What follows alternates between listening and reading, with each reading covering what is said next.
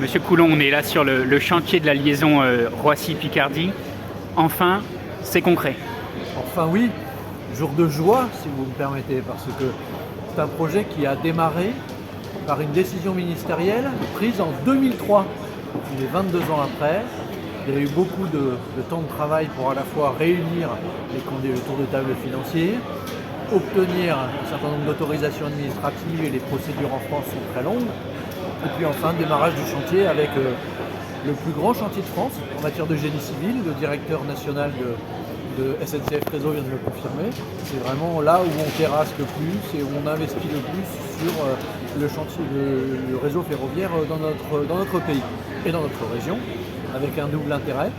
Enfin, permettre la connexion d'Amiens et de la Somme TGV, et puis avoir un service ferroviaire nouveau pour aller depuis la Somme et l'Oise et aussi l'Aisne vers la première plateforme économique au nord de Paris, la zone de Roissy, qui est en expansion permanente avec des demandes de recrutement incessantes. Donc c'était pour nous vraiment fondamental. Je voudrais aussi avoir un souvenir pour Claude Géverck, son équipe, qui a beaucoup travaillé sur ce dossier, puisque nous avons toujours fait l'union sacrée entre les sensibilités politiques républicaines en Picardie, et aujourd'hui c'est poursuivi en Hauts-de-France.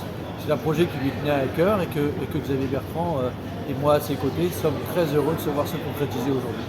Et concrètement, ça va changer quoi dans le quotidien des gens? Ça va changer la liaison entre Amiens, Compiègne, Creil, Clermont et l'arrivée sur la zone de Roissy, mais aussi des temps de liaison avec Paris qui peuvent être la gare du Nord considérablement raccourcis.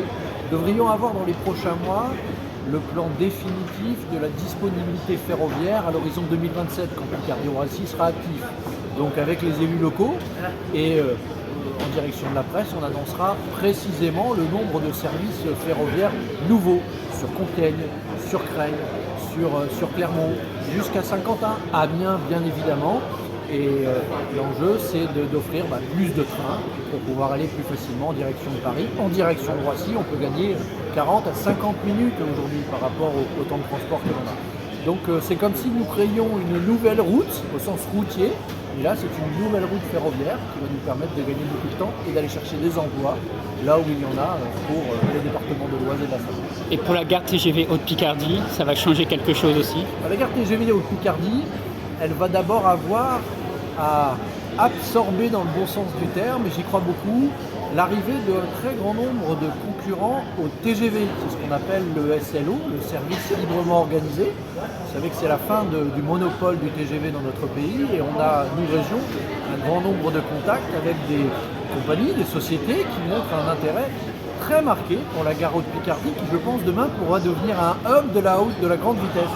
Ce sera là encore une belle revanche de l'histoire, parce que si nous avons été déportés loin d'Amiens pour avoir accès au TGV, ce sera réparé demain avec la mise en service de Picardie-Roissy.